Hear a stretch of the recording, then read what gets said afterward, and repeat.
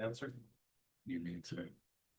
Might be driving. All right, let's go. Good to roll. That's for all. All right, we'll call to order meeting of the Airport Advisory Board of Port Aransas on Wednesday, November 19th at 3 p.m. That's in 2025. Citizen comments and reports at this time. Comments will be taken from the audience on any subject matter to address the Airport Advisory Board. Please sign the speaker's card located on the table just inside the council chamber, delivered to secretary before the meeting begins. Please limit comments to 3 minutes in accordance with the Open Meetings Act.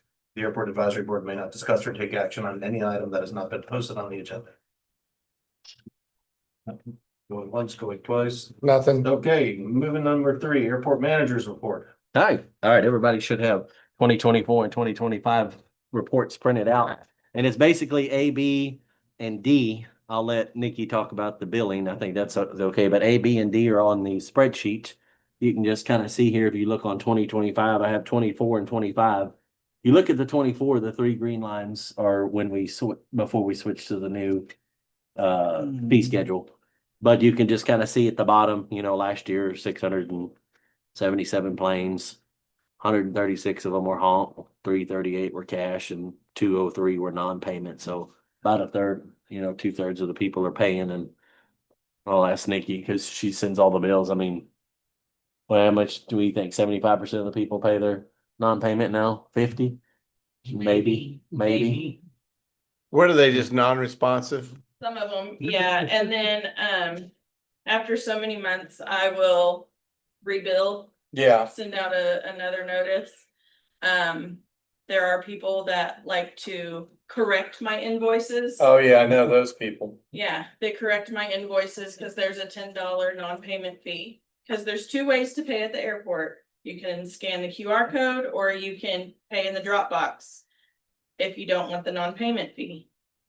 Quote unquote late fee. And so they'll mark out the late fee and change the total, and I will accept their payment, but I will send them another bill for their non-payment. Yeah, they just scratch out they Yeah. just help themselves and scratch out the late fee and. I think we should change it to like a $5 billing fee and a $5 administration fee or something. Don't Are we put allowed to late fee. boot airplanes? You No, tell I'm me. serious. You tell me. We chain up boats in the I don't see harbor. why you wouldn't be able to. I have no idea. Yeah, I would. I guess on the side of the business that I was on, all we really had for recourse was to establish a mechanics lien. I don't know, so there's just a select few of aircraft title companies. They're almost all out of Oklahoma City.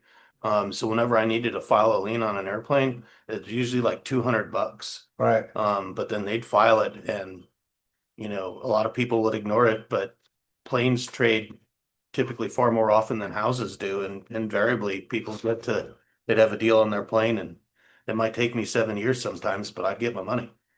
So that's something that we could look into. I just don't know if a general mechanics lien would do that when we're trying to chase down, $10.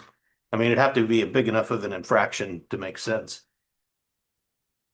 The issue you're gonna have booting or anything chaining a airplane is gonna be a.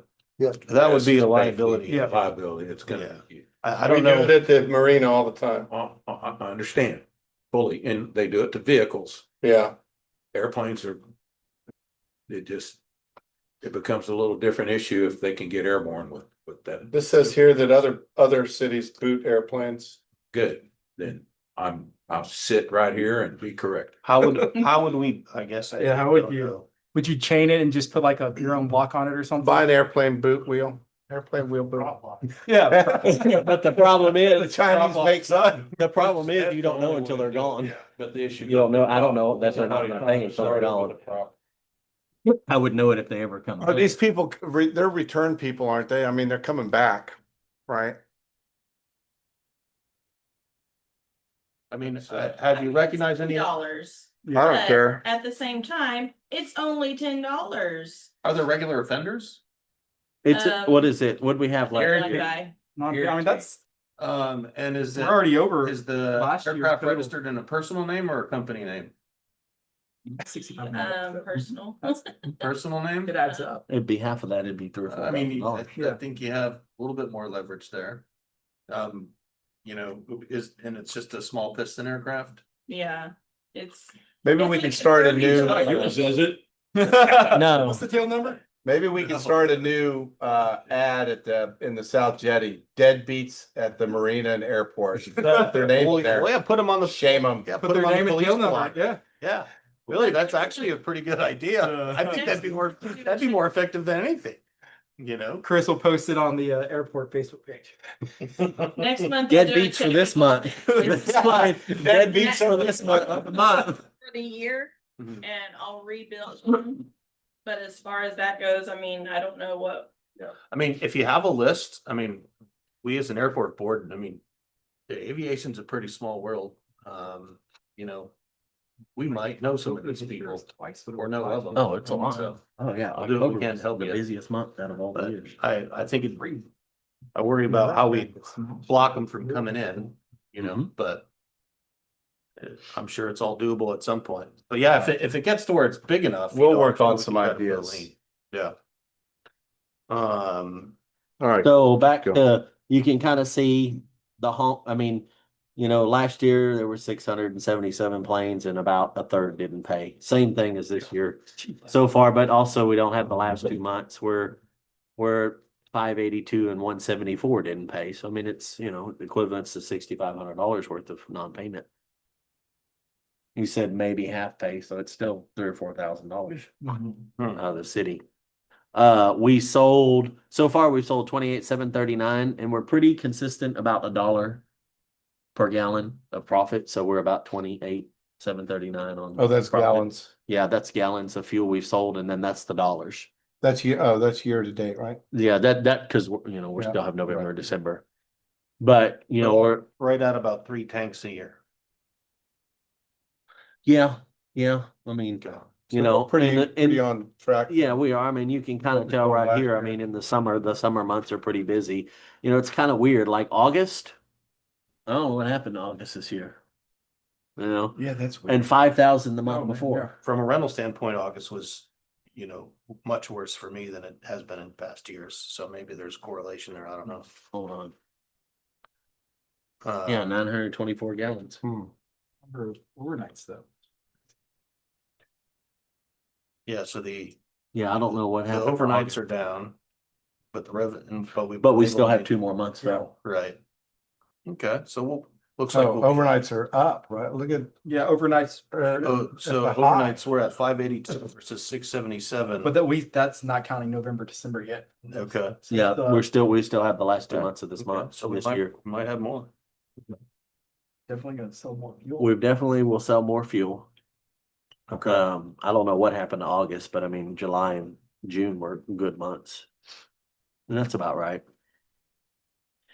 Okay. And then taking in cash, I mean, so the airport's 20,000, 26, you know, bringing in almost 60,000 a year. And then you got payments, I don't know what the exact financials are.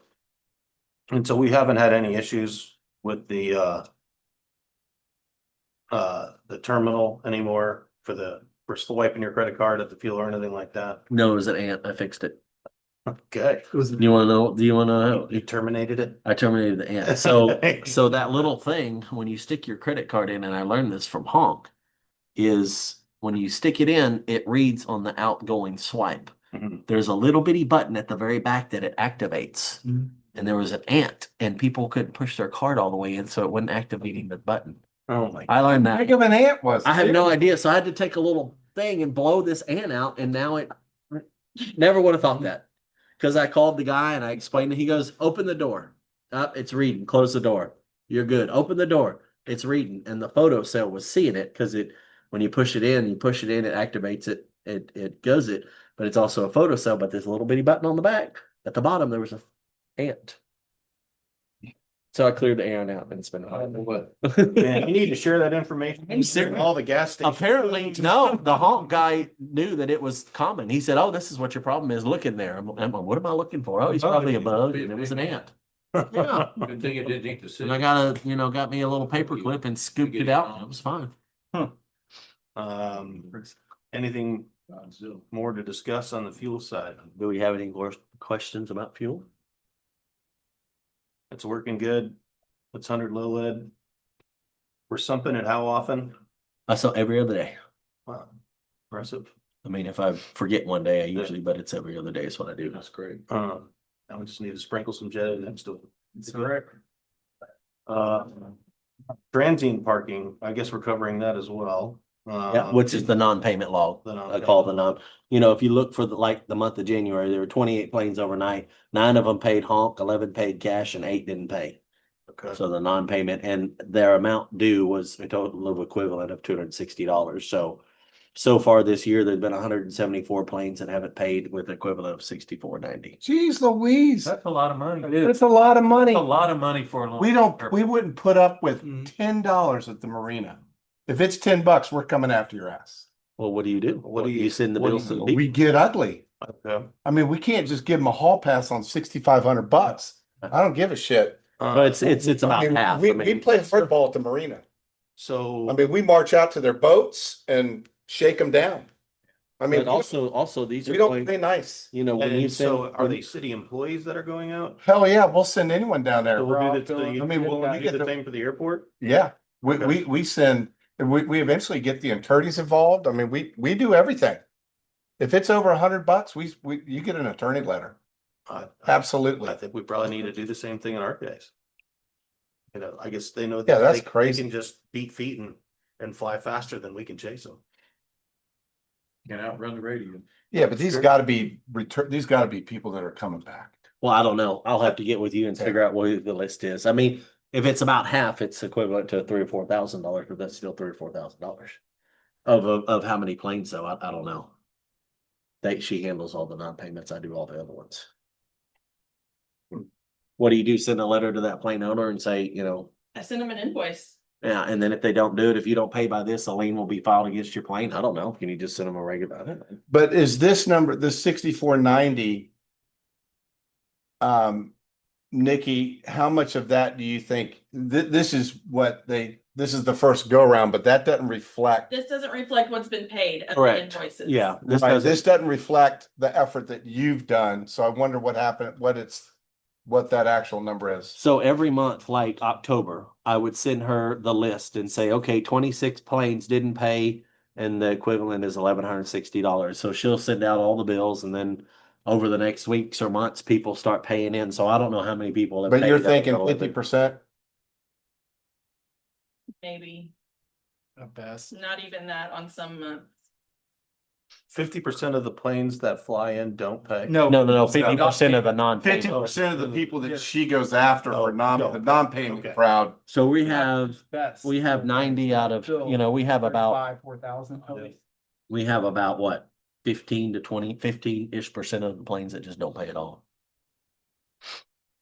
Policy. Well, I think if we employ similar tactics to what you guys have used at the marina, I think that probably worked.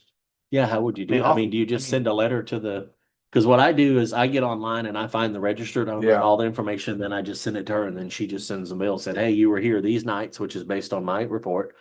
And you owe $40. You didn't pay and it's $10 for not paying. So you owe us $50.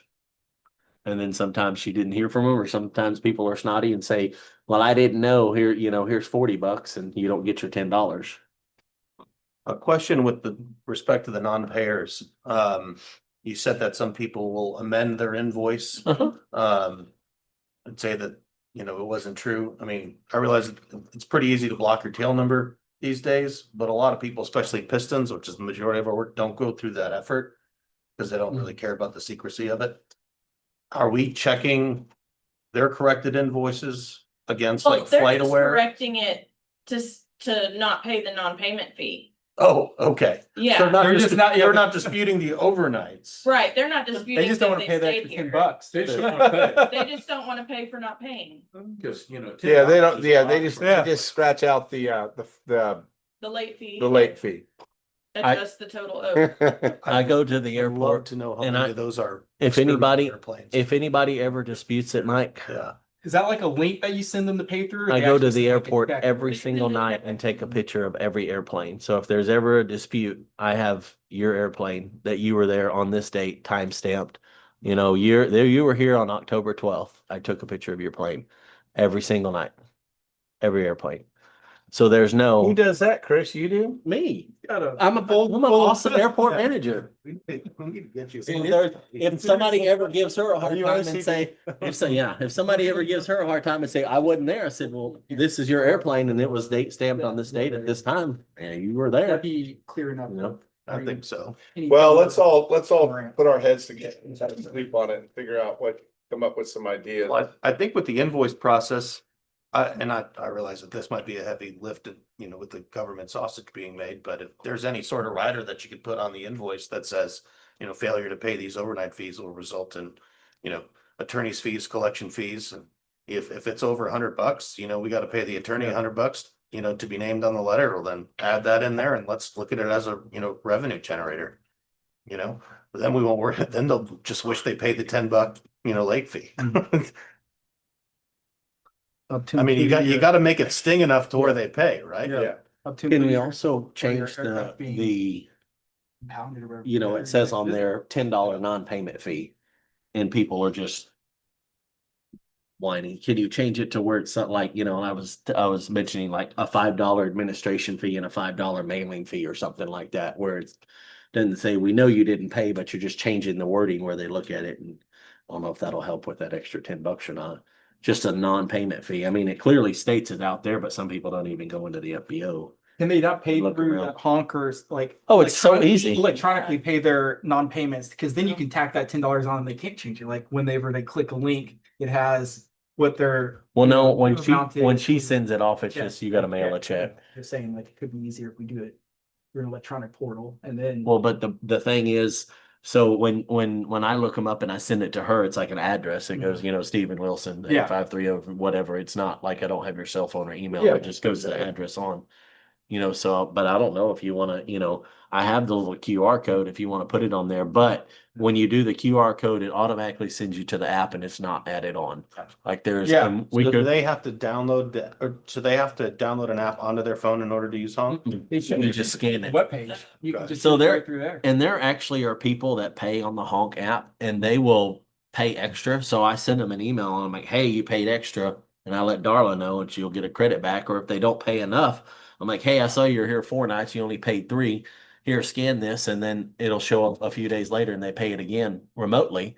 And say, open this on your computer, scan it with your phone, and they do it. And I, you know, don't have any issues. But we can, if we want to put on those invoices, make it easy for people. The Honk people are very, you know, they're very easy to work with. We can have a QR code at the airport that's different, and then we put a QR code on that piece of paper that says here, scan here, and it automatically That's the $10. has the $10 I'm sure as you would- the fee. I'm sure we get a on lot top of- more response that way than someone writing a check, mailing it. Do we want to do that? You know, Yeah. Do we want to add, do we want to add that to QR the? code would help. Mhm. I mean, mailing a check is painful for, I mean, I know. it's Yeah. painful for me. I mean, do we want to, Yeah. I mean, Take me that'll 2 be weeks to something go that, Find a checkbook, Exactly. you know? do we You want to have it do right that? there, Where we scan it. Yeah. Boom. I'll take care of it. add the QR code for people to pay, just like they do at the airport? Yeah. But that, we'll have to do another specific QR code only for non-payments where it Right. adds at $10.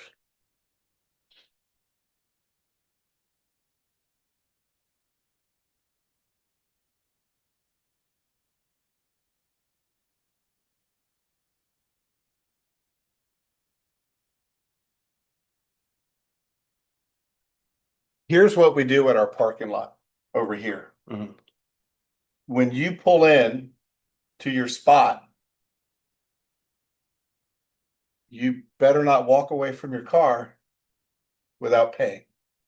So 'Cause what you get happened? ticketed. You get ticketed. We send code enforcement around and you get a ticket. So if you walk away from your parking spot without activating the honk and paying right then and there, you're down $250. And are you monitoring that with cameras? No, we just send code enforcement randomly through there. But I mean, that's something we could do at the airport. It's like you pull into your transient spot and you pay. right away. And if you don't pay, you randomly do walkthroughs and they I get a go ticket. out there every day, every night. I'm I mean, out there. that's the Every- process at the marina and that's the process at our parking lots. I think. If you You leave, should do it. Yeah. if you leave without paying ahead of time, you're in violation, you're poaching a spot. So do You're, they you're, But do you're they see, in- I, pay when but they see how, leave now? but see, I don't know how to get a with hold of. honk, you pay. No, but I mean the Yeah, airplanes. they're paying whenever. Well, that's okay. They've all, they pay whenever. I mean, they pay, some Maybe people we pay need to when they put an leave. end to that. Some people pay when they leave and some Maybe people they pay. need to be doing just like we do at the other sites, that Yeah, they pay as soon as they pull in, payment on, oh yeah, that does drip. Because You even know? if he thinks he's only staying 2 nights, turns out to 3, he can just go back and honk and. Yeah, that we don't Right, care So about, it does, right, yeah, but yeah. you still see him in the system, Yeah. right? Yeah. I don't know. What if we do that? I think that's a good idea. I mean, if the city has the bandwidth for that. Yeah, I mean, that's the easy lift. I mean, the only other thing that you could do to supplement that is just put up a good camera on the FBO there. And just have, code enforcement rather than drive all the way out there in the golf cart, I mean, just look at the camera, get the tail numbers off the camera Yeah, and cross check it against who's paid and who hasn't. So, and one of those cameras is. And then what I do, go $100. stick something on their windshield that says you haven't paid or what do you do? I think that's where you have code enforcement do it. I mean, we need to talk to somebody in code enforcement about, aircraft safety and, there's not a windshield wiper you can necessarily. no, But, Get and under. because see, the reason I go out there late at night is because, I mean, people will fly in at 8, 9, 10 o'clock and leave at 10 or 11 PM. I'm out there late at night and Yeah. if you're there and when I print the reports online, they're there, they get counted overnight. Right. I don't go there in the mornings. I go in there in the evening. I'm there during the day randomly, Right. but every night I'm out there every single night. Sure. well, let me talk with Nicole. With the code enforcement and see how she would want to work that. About putting, Well, just that whole process of making it, like, just like our other paid parking or paid marina spaces where you're paying as you pull into the spot. And you don't walk away, and then see how she would treat it and work it. well, we can, I would say we try that and also we put the QR code on the invoices if we could do I that. think don't that know, would what do we have probably to- help. Yeah. And see if that number goes up. I'm sure it's like 50% where it's 20. real easy to take your phone out, because you're sitting here reading the invoice going, God, let me pay real quick. Cause will there Yeah. be a way to differentiate where that payment's coming or when that payment's coming in? yeah. So online, I've got it to where, I mean, I can see what type of plane they pay for. So they'll just have to build the program again and it'll tell me that it's So from the they'll- honk. So it wasn't has the the, one yeah, or- yeah, it'll All tell those me, things. yeah, no, it'll be a totally different line like I see. Yeah, because if we have a big sign by the man gate in the FBO that says, stop. You must pay for your, There's like 4 transient signs parking. on the thing here, Well, overnight yeah, but- parking, everything. right, it says that, but it doesn't say when to do it. No, It doesn't say something like, stop. Mhm. If you leave here without payment, you are subject to a code enforcement fine of $250. Mhm. Make sure you pay for your spot prior to walking away from your plane That's pretty fair ask. Yep. and see what that does. for But, overnight. Yeah. Yeah, I because bet I you mean, we get a lot more you can't, response you Then can't have, thinking, oh shit, a plane comes in at 9 AM and then it's gonna leave at 8 PM at night. You can't have code enforcement go out there at 5 PM and go, well, he didn't pay, well, he's not staying overnight. It has Right. to be, I mean, you give them till the next day or something. Right. And then, Yeah, but then yeah, you yeah. have to look No, at I the know, plane. yeah. You go out there and go, oh, well, he didn't pay. Well, he could have gotten here at 6:30 in the morning or what. I mean, it's kind of hard to. I mean, do. of course, they'll have a list, right? Like from the previous day who they spotted there. And if that plane's still there the next day and they hadn't paid yet, then that's someone delinquent. Yeah, there's gonna be people that might squeak through that Yeah. got in after or before code enforcement gets there, but That's something I'm probably gonna have to do. I'm gonna have to be code enforcement. Yep. yep. I don't think. Let me ask you this. I don't think it's gonna be. Let me ask you this. Why is there free day parking? There's been We don't have people- free day parking in the marina. We don't, I mean, if it's parking, it's parking. I I'll don't ta- care what time it is. Y'all If tell you're me. using the facility, you're using the facility. Y'all tell Why me. is there only a fee for overnight parking? You Why tell isn't me. there a fee for the day tripper that comes in for 8 hours? You know, Dave, I I took it don't know overlay. that I that don't know. decision was made at our pay grade, but I would only assume that that was based upon standard practice at public airports in and around Texas, where typically coming in for the day doesn't yield at a smaller municipal owned or county owned airport, typically doesn't yield a fee. Now, if it is a private FBO, the fee is commonplace. You know, large aircraft can just to go park on a ramp for 30 minutes on a quick turn that they call in. Right. If they don't purchase fuel, the FBOs will charge them $1,000. So, I mean, the one thing that they offer is full service, Jet A and 100 low lead. But I don't think I'm necessarily opposed to saying, hey, let's charge them at that point in time, are you charging them a ramp fee or a landing fee? You know? And I guess with a ramp fee, what services do you get with that? Do we have enough services to provide? Parking space. Fuel, here come eat some ice cream so nobody complains about It's it. like you pull into a slip in the marina. Mm-hmm, We're not down there tying your boat up. mm-hmm, Tie your own boat up. And you get charged. yeah. And And I you guess pull into the parking space across the street. that might be something You to park your own car and you pay and you leave. Do we want to put that on the agenda for the next meetings? Just do a little bit of homework and see what airports are. Yeah, I mean, we can just have the same broad topic up Yeah, again. okay, Just keep it Yeah, a just- general parking discussion. cool, okay. Yeah, but I guess in the Alright. meantime, let's do some homework and see Okay. who is or who isn't. You know, so like even at the bigger airports like Austin Bergstrom and all that, the landing fees that are collected by the city on the private side are all essentially administered by the private FBOs. So you're paying the Austin Bergstrom, airport fees Right. by way of your ramp fees or your Okay. fuel purchases. All right. Okay, items for consideration. Oh, wait, let's, D. D, update on hangar waiting list for Mustang Beach, okay.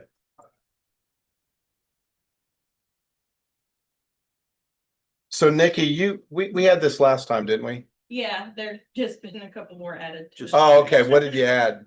There's just a couple people up top, but no one has. Okay, so the top is the freshest newbies. I see phones. Okay, and then the bottom, And no one else has responded, just.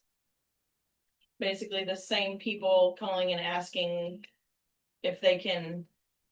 Build together like a bigger.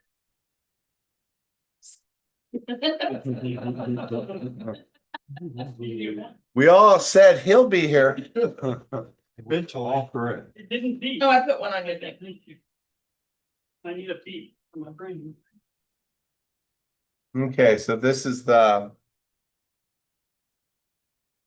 And So- just so y'all have it, So I green didn't- staying on, currently have hangers, canceled, email bounce back. No, yellow is currently has hangers. yeah, Yes. Yellow currently has. Green is staying on the waiting list. Canceled. Okay, so some people have dropped off. Okay. Right, this is a waiting list for either city provided hangar space and or private hangar space and or private aircraft development. Or hangar development. All of the above. but we did ask that in our poll, didn't we? Mhm. Didn't we ask if you're waiting on us, do you want a city hangar or do you want to do your own build? Didn't we ask that? Oh, that was a long time ago, No, yeah. I thought in our last poll. I guess it would be nice to know how many of these folks are willing to build their own hangar. Yeah,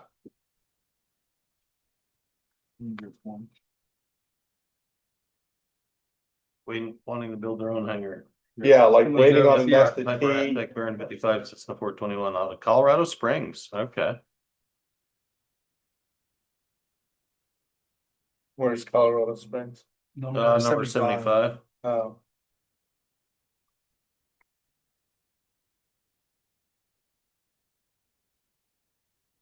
Or number 71. Nikki, how good is your email list? Like for sending out questionnaires? Oh, so the ones that are blue, Yeah, those are the ones that bounce back. but you can do like a group mailing. Yeah. Let's ask that. Let's ask that question. You know, is your preference to wait on a nested T hangar built and provided by the city as a rental unit, or are you interested in building your own? And if so, what, like what's your Yeah. wingspan or something like that? Yeah, I guess it looks like she's taking good notes on the people that have recently been added Right, and it's saying what their desires are. right. I don't know that you want to limit it by wingspan because, people trade up, trade down all the Yeah, time. yeah. And somebody might want to build a 80 by 80 for a 172, even though that's way more than you need for 172 to look. Okay, so you did ask that question. And there's one guy that's wanting to expand the one he currently has, so, Oh, yeah, that guy. yeah. Why don't you put more boats in it? Yeah. Sorry. So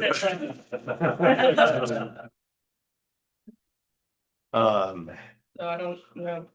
Yeah, I mean, I don't think it hurt to send out an email blast. And just have it down and in writing. But it is pretty good. She has pretty good, let's see all the notes there. Yeah, we have a lot of the So you details, did ask that the last round, I think. but that, Yeah, that seems to be from the people 23 and forward is where we have that. Okay, see, yeah, 22, 23. Anyway, yeah, I'd be behind sending an email out just to get that confirmed back Okay. in writing. Anything else on the waiting list? no, We're good on the waiting list? Yep. All right, items for consideration. Discuss and take action to approve the meeting minutes from September the 10th, 2025 Airport Advisory Board meeting. Any questions on the minutes? No. I make a motion to approve the minutes from September 10th, 2025. We have a motion from Stephen Wilson. Have a second. I'll second. Okay, second from Mark Delaney.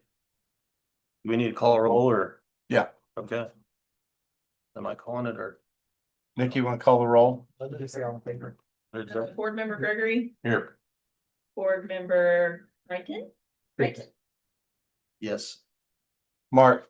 Board member Creighton. Yes. Oh, I missed the meeting. So I guess I can. You can still vote on it, doesn't matter.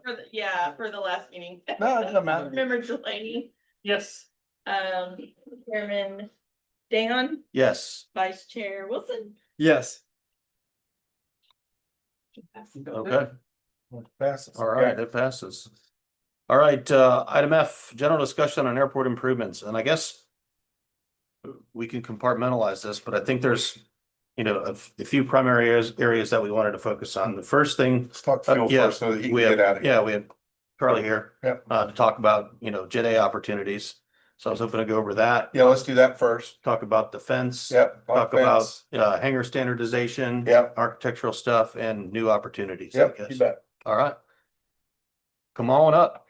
Hey, thanks for having me today. All right. Thanks for coming. Yeah, Stephen asked me to come talk just general Jet A and Coast Guard operations. So Charlie Wilson, CEO of the Coast Guard Air Station in Corpus Christi. We've got 6 aircraft out there, 3 HC-144, the big twin engine turboprop, longer range aircraft. Don't use Mustang Beach. They're critical field length. They got to be pretty light to get in there. Yeah. But it is an emergency divert for them, but mainly our 3 H-65 helicopters, which you see out there often. Yeah. And we beat the pattern up at Mustang. Oh, Beach. yes, Oh, fine. yeah. Oh, Steve, yeah. Yeah, so our big thing is getting out of the P6 Navy training traffic, so any of the longer airfields that they're continually operating on. So Mustang Beach is prime for us. Okay. And the range of those operations, so for the 65 and Jet A here specifically at Mustang, probably looking at 3 upwards of 6 flights a week. Normally when we fill, it's about 200 gallons of Jet A. We've got some certain requirements based on if that aircraft's a SAR ready. So if it's a SAR ready, they got to remain within 15 minutes of the coast. So that really limits them to about Rockport. We can get fuel there. Mustang, if we had fuel here, and then really down Port Isabel and Harlingen are our only other fuel stops. Those pilots, when they take those aircraft out, we call them like out and ins, so normally there's either training value or operational mission with it. So they'll go out, they can elect to go to any airport they want. Normally, if they got a crew car, and it's it's a flight over lunch, they'll go land, grab fuel, take a crew car, go into town, grab a bite to eat with a crew, and then come back out and continue on that training. They're on a 24-hour duty cycle. So, if they stay and have lunch for an hour or two, like that's completely on them. But I would say, in addition to those training flights to go out and in, we operate out here with our contract vessel, which is our hoist platform that you'll see offshore. And then you'll read about online. What's Coast Guard doing rescues? Every Tuesday and Thursday, at a minimum, we're out there hoisting. It's usually 2 to 4 helicopters. We usually do a day event and do a night event out there. And fuel here would give us the ability to extend. I mean, I know you're thinking Corpus is only, 15, 20 miles as a crow flies. A lot of times when we're doing upgrades, because we've got such a junior wardroom there, we're using every drop of fuel. We've got a 20-minute reserve we've got to meet. And that 10-minute flight back is a difference between getting somebody through a syllabus and getting qualified and not. So it's a good divert for that too. So you feel like there's pretty strong potential for you guys to use Jet A if it was available. Absolutely. Okay. Yeah. Just in line with what we're doing at Rockport and then down in Port Isabel, 200 gallons of pop, I'd say conservatively, 3 sorties, if not more a week. What kind of landing parameters do you guys need? Do you guys need a designated area? Oh, for the H-65? Yeah. We can land on the runway and taxi in. We're wheeled aircraft. So even if there's your non-payers on the ramp, Get paid. No, but one way to collect. we've got the ability and, understand like Jet A here would likely be self-serve. We prefer that because what I haven't even gone into is the search and rescue aspect of it. When our crews are out there on search and rescue, and a majority of that is either out in the anchorage or directly offshore here.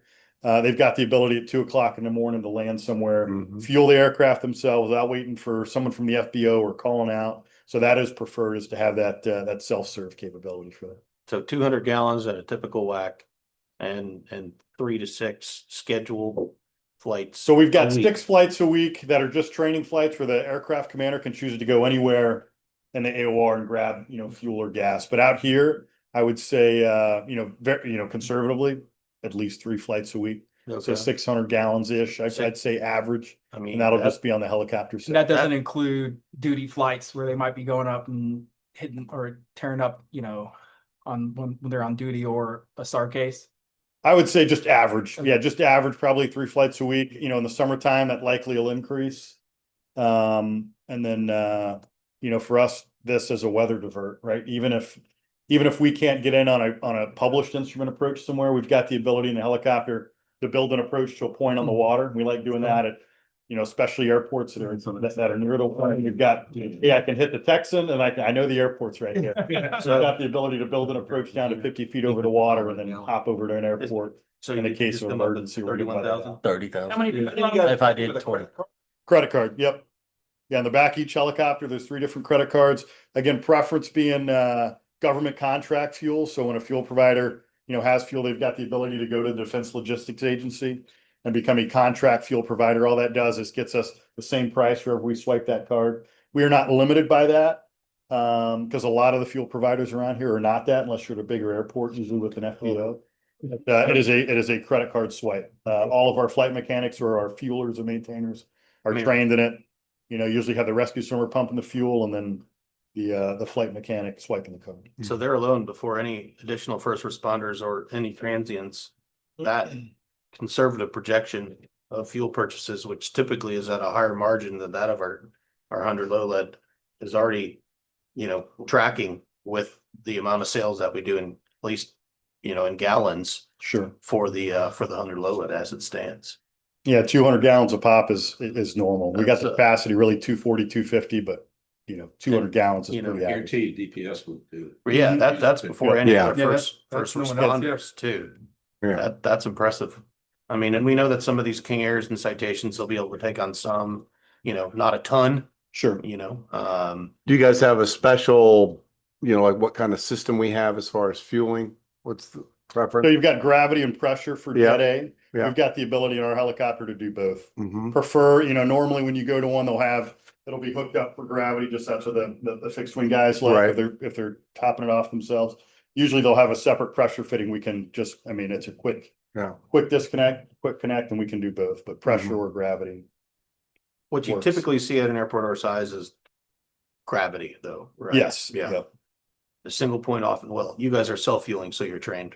But yeah, single point refueling typically requires some sort of training if we were gonna be administering or helping out in any way, shape or form with that. Sure.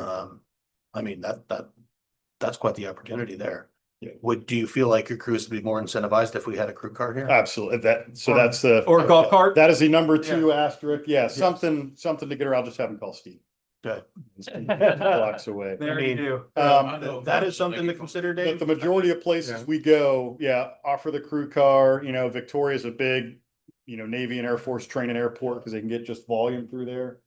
But anywhere that's got a crew car, especially for that duty crew, because they're going out, and their job for that day is, hey, you've got the airplane for 4 hours, normally fly about 2 hours on a bag of gas.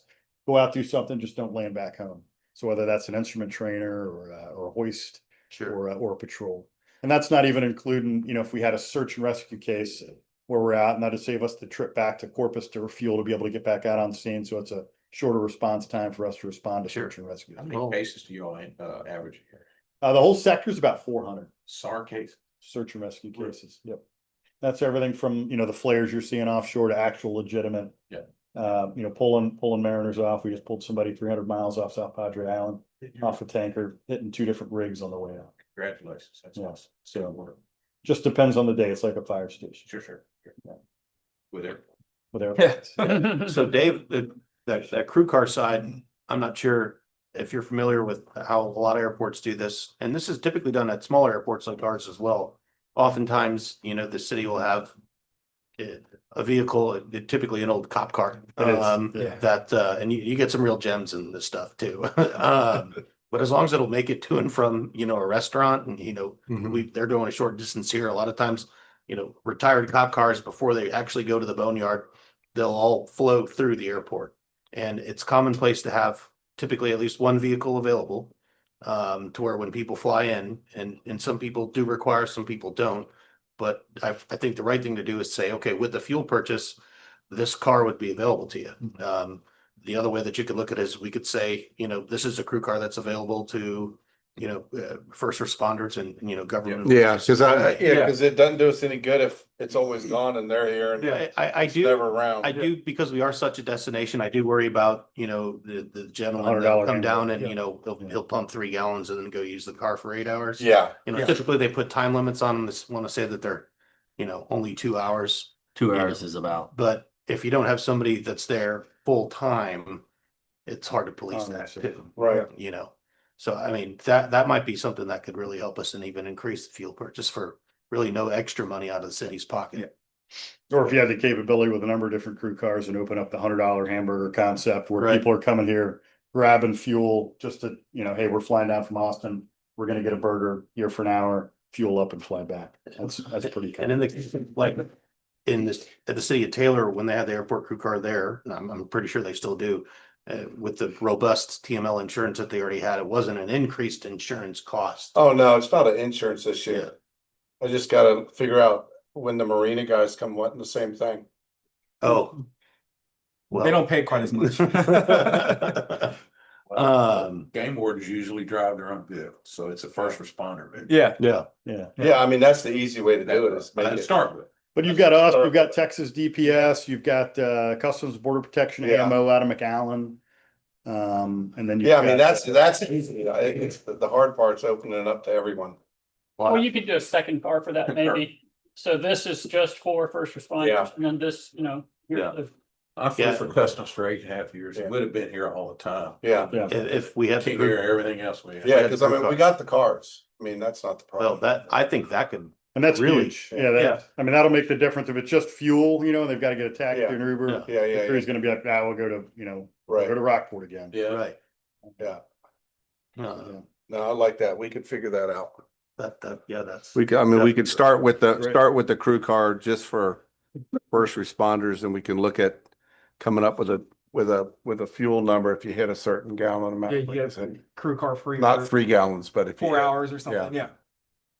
That incentivizes fuel sales. Yeah, And anytime you have first responders, Coast Guard or police or anybody around, it's a good benefit. So you could Yeah, sell it that makes to the it- city, you know, Good article. Other in the people- newspaper, Yeah, yeah. corroborate, other people put this in. that aren't pilots would think, hey, you know. Is your email on the phone? Or, I mean, on the. Appreciate it. Hey, Charlie, thank you very much. thanks so much for coming. Appreciate it. Is your email? You've on got the our phone computer? number for the I don't know. SpaceX invite. I do. Can you access your email on that? Okay, I was gonna send you a better. Yeah, how does the insurance work? How does the insurance work? Yeah, So typically when you land, they'll have some sort of a liability waiver that you fill out where Right. essentially but they are doing stuff. they have to fill out a waiver. Yeah. They don't just get to show up and take the car and roll. Yeah, Right, they have right, to, they have to check in at the office. Yeah. They have to have filled out the form. Right, I think once again there, we would want to automate it and not make it a piece of paper. yeah, Make it a QR code where Right. digitally they have to, we put it on the window of the, say, in order to drive this car, you need to have done this. If we Yeah. find that you didn't, then you'll lose your privilege. okay.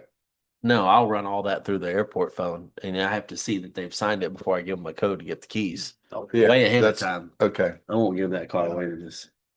Okay. I think the tendency for it to be abused would fall more on the non-first responder side. Yeah. Rather than on. I don't think you would have Responders. really any issue on first responders. No, yeah, The right, same ones right. too, right? So it's not. It's gonna have a bunch of them. Once the word's out, they're gonna. Oh, yeah. I mean, Yeah, that's the awesome. thing is, Yeah. you're gonna Yeah. find that, The Navy trying. yeah, I mean, when I was teaching people out of Austin, if we knew that there was a crew car down here, yeah, I would have been doing almost all my cross-country flights down here. Because everybody wants to come down here and go to lunch, yeah. go see the beach. Look at the comments. at different- Lotto has 4 cars. Yeah, They'll make that go to a good decision based on, can I get a car there? right. Yeah, like Mark just mentioned Lano, Cooper's Barbecue has always been a huge Yep. presence in Llano. Yeah, The old And station for, wagon. yeah, for 25 years, that I've been going there, literally, if they've got, Mark painted up, they've got up to 4 cars. I mean, they'll even have, like Cooper's will even come out with a van at times and Right. get you depending upon the size. I of mean, the yeah, I mean, I'm sure you can get local establishments to, pitch in or help out every now and then if needed, because it brings in Yeah. money revenue to them. And it really makes the airport more of a destination.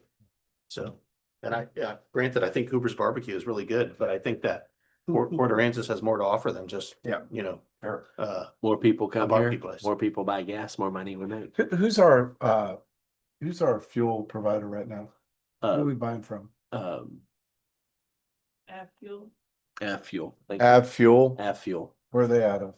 Well, they're Longview and, Yeah, and, and they got Jet A? oh, yeah. Yeah.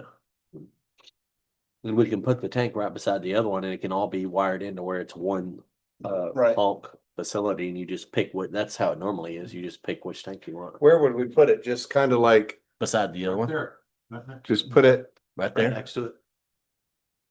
so does he back in this little drive? They have never used that. They've never used It's it? a pain. What but do they come through the in? gate, On the ramp. So they come into the ramp and just, park right there. and just park right here? Yeah, they park right there. And one You reason got a is flat too, spot to put it. huh? You got a concrete flat spot to put it on. Yeah, right there. So do we just put it there or Yeah. do we throw it on the backside over here? Well, it costs less money to put it where there's already established concrete. Doesn't that thing slope down though? It does. It So you is still have slow. to grade it. Fill it up. Yeah, it's got a weird, yeah, see how it goes down? Oh, look, there's my Tahoe. I was out there working. That, That's when we were redoing the tank and I was over there watching them. Ooh. When you're clearing the. what is Yeah. that for? So Yeah. that if he gets a leak or something and he's in this little driveway, it contains it? Yeah, because nothing drains out of that. Well, there's a little valve you can pump. stuff Right, out so of. is he violating anything by not using that when he's filling? I mean, he's supposed to be As using long as he that. doesn't spill. If he spills, he's in trouble. I guess I So, haven't always seen that as commonplace next to a fuel tank. yeah, that's, honestly, I I've don't never seen really, Yeah. I don't I haven't see either. that as, Yeah. So Yeah, I mean, it's if strange. we can use it. I mean, doesn't concrete it fill up with is- rainwater? oh, yeah. Yeah, I can go release the valve and it'll pull. Right, it out. yeah, then It's- you it's valve, yeah. Designed to catch. You know, So do we,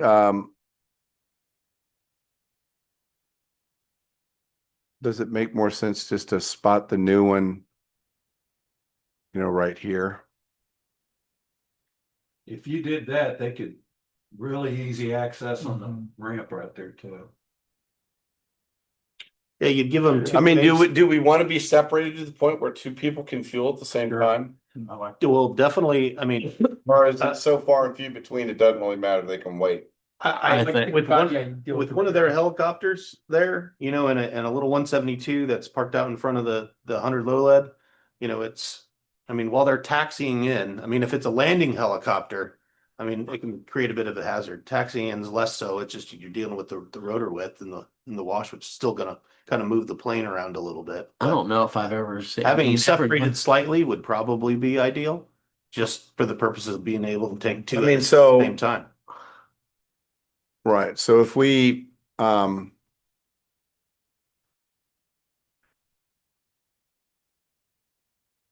so if there's a plane. You don't here- want, you don't want to go on that side. You want to go on the other side because that fence in right there is Yeah. all the weather equipment. You don't want to get too much blowing around the weather station and everything. I mean, what is a plane sitting about right here when he fuels? Yeah. Typically, yes. So he's sitting right in there. So if there was a plane there, I would rather see the tank Would- go on the other side. how far away would, like, you guys prefer, like, if you wanted to come in and fuel here, like, if there was a tank right here, No, if, I just want to hear his opinion. You'd have no issue like taxiing in and setting up in here somewhere and fueling. That's not too close. No problem. With a wheeled helicopter. With a wheeled, what if it was right here? As long as I could access right there to the east. Yeah, fine. so if the other plane's Yeah, sitting but- here, but you don't, what I'm saying is you don't want to be close to that, to the weather equipment. this stuff here. That's all weather equipment right there. And you're blowing. Oh, how you'll blow high it. is it? You'll Right. blow, yeah, that's all, Yeah, yeah, that's all weather equipment and you don't want to be, you know, blowing. right, so you don't want to be over there. No. Well, then, What if you go to the other what, side? what, the what north about edge further there. here? What about like right down here a little bit? Yeah, Yeah, I that's a think you good have that spot whole, too. yeah. You might eliminate, you know, one transient parking spot by doing that. Do we need them? Well, I mean, not with the new ramp. no, Yeah. I'm saying, does it need to be that far apart or, I mean, somewhat? Would still give this, I mean, I would I've give the seen- space. I've seen them close and then they've just got the pneumatic reels that you can pull 50, 75, 100 feet if you need to. Right. You know, what if we put them, we looked like more right in there somewhere?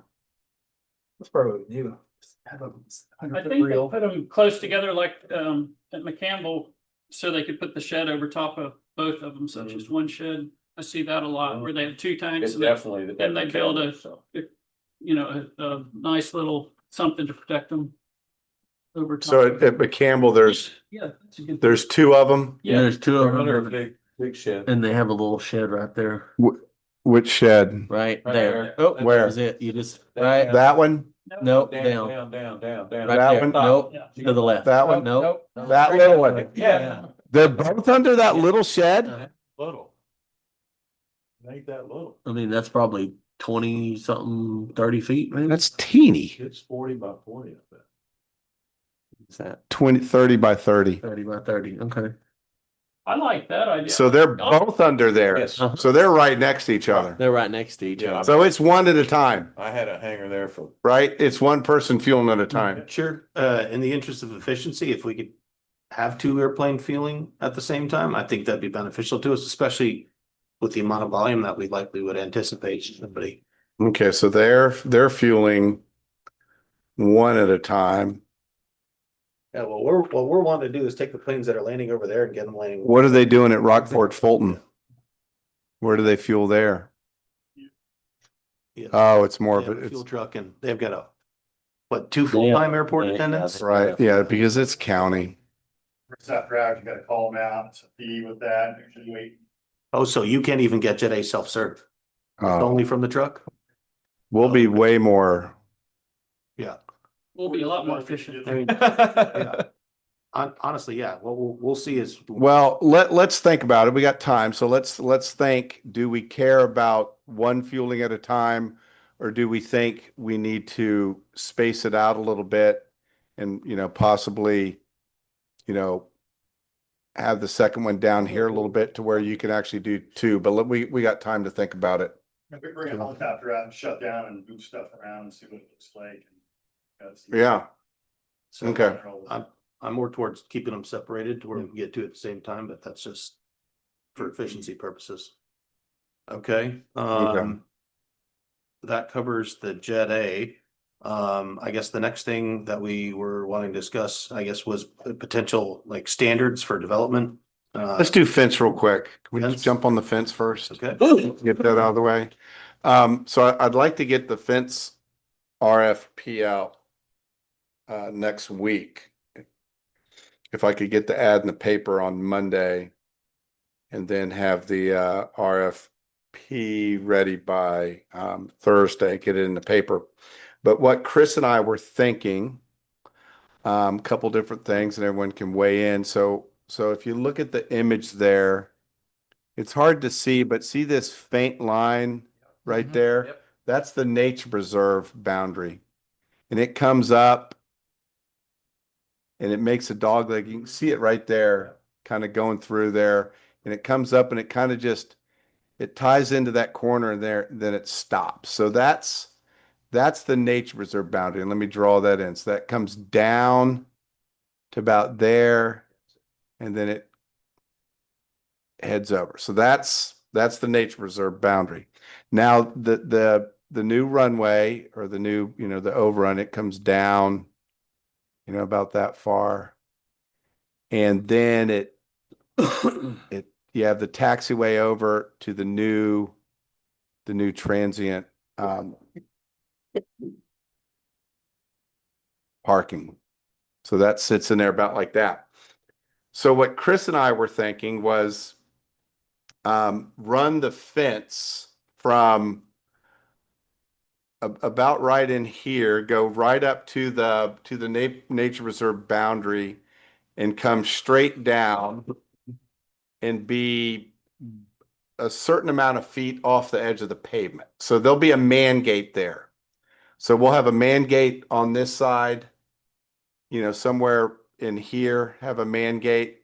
And then of course, and then the fence would then run, down this edge all the way to the corner.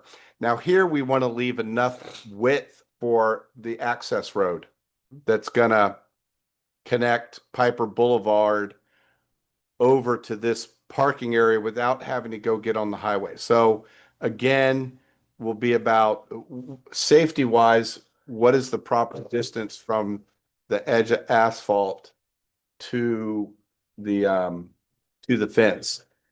I asked our TxDOT aviation planner, Daniel Benson, because I have a couple other cities, small cities, did a fencing project and they actually hired AECom and did their fence plan looked like they spent $100,000 in engineering. they probably did. So I contacted Daniel Benson and said, hey, dude, do we need to hire an engineer to do this? Or as long as we avoid all the height restriction zones that are on our airport layout plan, can we do a homespun fence version ourselves? He said, do it yourself. Okay. And he also mentioned the ramp grant could Yeah, fund some of it. yeah. So we. So he said we can go about this ourselves.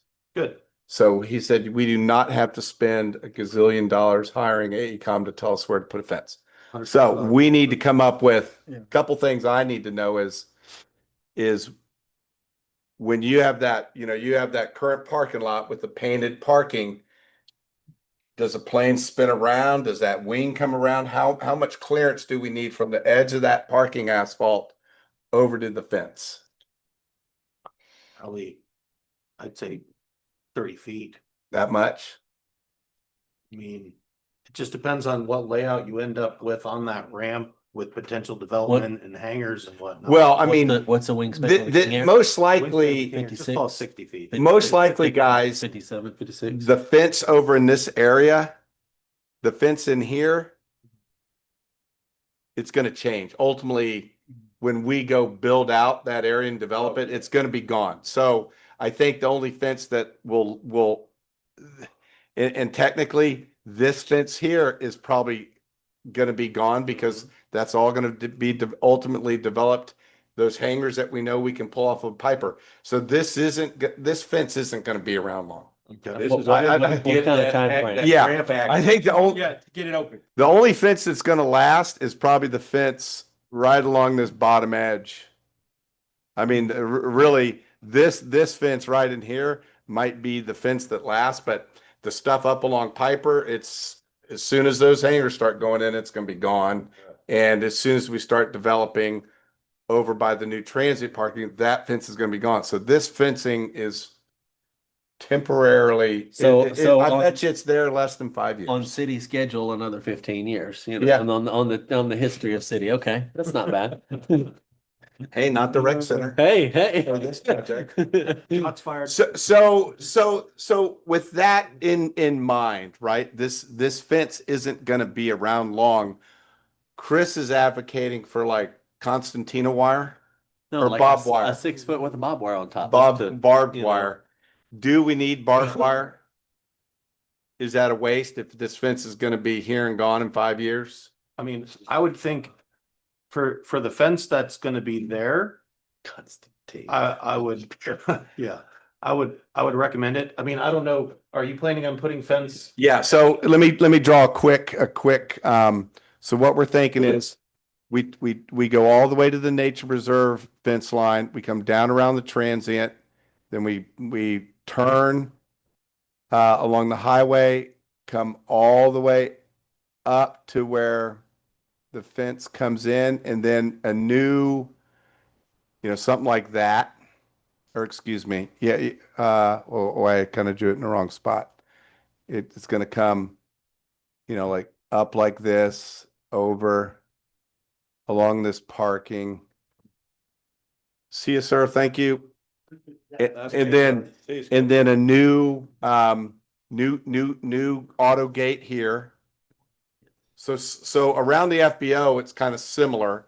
And then as we go on this side, it's gonna come, Chris, doesn't it come from the corner here? Back in a little bit. Yeah, just like From the corner of the FBO. all the way down. Get rid of what we currently have. Yeah, it comes up like this. Or over to that corner there. Where people can still park on the outside. Yeah. So it goes up to that corner and then it runs down. And then, don't we have another gate somewhere, Chris? Down there at the very. Right here. Yeah, Another gate here for a vehicle. but Yeah. the fence isn't, remember. No, I know. It's gonna be against the parking. It's gonna be off, 30 feet. Oh, that's right. But it comes all the way up and then it terminates up at that corner. Yeah. So this will be a coded gate, right, Chris? Uh-huh. For people wanting to drive, for hangar owners who want to access back in that area behind their hangars, right? Uh-huh. And then the only other gate was, That will be a coded gate also. this will be a coded gate. And then we were still gonna have a man A, gate, a vehicle gate Vehicle. and a pedestrian Yeah. gate. a pedestrian gate, vehicle gate there, a pedestrian gate, vehicle gate over there, and then a couple by the new parking, right? But why would you need a pedestrian gate up here? What if the man not- gate doesn't work? If the vehicle gate doesn't work? That's a good point. I mean, and automatic gates do break. Well, if you're wanting to drive your car way up behind your hangar, at that point, you're gonna turn around and you're Yeah. gonna go back to the FBO But and there, drive through and you're gonna drive up to your hangar. but also, there's also people that use that area that'll park back there and not, drive up on it. They walk through that gate a lot too. All right, so we'll You put know. a gate there. Yeah. So- There's also people, and there's also people that don't have planes in here, or getting dropped off or whatever, that are getting picked up in an airplane and they'll walk through that gate on. So you're thinking, you're leaning towards a 6-foot galvanized chain link Mhm. with Oh, cool. concrete footers, Uh-huh. spreader bars. And then what, like 3 rows of barbed wire on top? Something like that. What's more cost effective, an 8-foot fence or a 6-foot with barbed wires on top? I don't know, I'm not a fence guy. We'll have to get you the number on that. I mean, I think the fence example that you texted me had 2 barbed wire. I mean, I think the purpose of the barbed wire is just to discourage people Yeah, it's from to trying to discourage. climb It's it. just I mean, I keep think it you from- can get it away just with keep it- one, and I only think you'd want to do it really next to really on the Piper Boulevard side, because that's where all the, Miscreants, the Yeah. voters are. yeah. So I mean, from it, in an interest of being, cost savvy, I think if you are gonna do barbed wire, you do it on the Piper side. I think you put it on the 361, right, too. Well, the other thing that I think it's gonna be some friendly fire is that if the fence line comes up here to the nature reserve fence and we have parking out here, is that where the new fishermen are gonna park Probably. and then they're gonna walk towards that corner and then, they're gonna do that and then walk this way. Well, they'll do it till Chris puts his signs up telling them they can't park there, like we did last. Well, technically they wouldn't be, I mean, or maybe we build the parking lot big enough for those guys and that's where we want them. We want them on that side, parking That's outside of the Good, fence you line. got the money to build it. I mean- I personally don't think, if they stay on that side of it and Yeah. fish over there. Yeah. That's my point. It's just when Let's they're walking just across build the that runway. parking lot, put 10 extra spaces in it, because we know that we're gonna have 5 to 6 fishermen parking in it and walking towards But the it will be, nature and it reserve. will be signed that says, do not fish on this side, but on the runway, you can, do not cross active runway. Oh, so you're thinking, do something in here so that they're not fishing on I the agree. Correct, they can only, they need southwest to, side. I agree. That- They ain't like that. that No, channel's 10 they're feet gonna wide, throw if it they, in the wind every that channel's 10 time. feet wide or 20 feet wide, if they can't cast 20 feet, they don't need to be It's fishing. 20 feet wide, It's Chris. maybe 30, I don't know. It's 196 feet wide. It is not that wide. You're in the runway. It's almost as well, Chris, that's almost a football field. Oh, well, they can't, I can cast that far. They can't, they don't even be fishing. I mean, I think at some point it might make sense to have a fence between. I've never looked at it on that the north close. side of the runway, between that, the wetland and there to make sure that if they need to use the restroom, they don't try to walk across the runway to use the restroom. So you're thinking ultimately we probably need a fence somewhere Yeah. in here. Absolutely. And then, Fish on this side just because it's a nice walk. Yes, it's We a don't- nice walk and that you So don't they have can those throw cuts with in the it. wind. Yeah. so, I mean. So I mean, ultimately, also, having a fence right. on that side will be the solution, and then you set up a parking lot. You haven't taken away the fishing from anybody, but Right, so I mean, if we had a fence line in here where the yellow is, then we wouldn't care, right? Nope. correct. As long as it's all the way. I mean, I'd go so far as to say if you're willing to build the fence now on that side, then. I know, except you can- it's gonna break our budget because it's an extra like 3,000 linear feet. Is it? Yeah. What's the Well, rule on how? throw it in stages. I guess what Yeah, I, no, it could be part two, you're right. what I was gonna say is, I mean, you might be able to do if you do away with barbed wire on the Piper side, then you might be able to, extract a little bit more of a budget to start putting something out there on the north side. Dave, I say you build the fences if you're gonna live with it for a while, Yeah, well, because you are. Whatever. It's Yeah. just gonna happen. You're gonna live with it. no, I know. I mean, but it's, That's the only comment I got. I mean, if we go 6 foot with a strand of barbed wire, You can't put a fence there. Says it has to be at least 250 feet away from the Wet center oh, line. yeah. of the Of runway. your runway safety area, yeah, 1,000 feet, let's see, along. Yeah, but see, it's only 250 feet. 168 to that edge of the pond. Put it right down the middle of the pond. Yeah.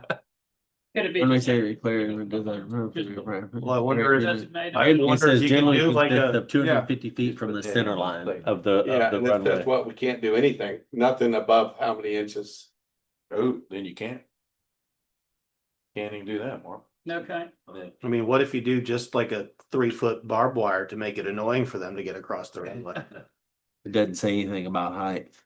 I think a rope and What does it say there? It's in the, just a little sign. What People do you- draw what do you signs pretty read? well, I just you know, Google, I just Oh. got general Google. I'm The fence will be placed close to the airport fence must look out to the runway, yeah, the RSA.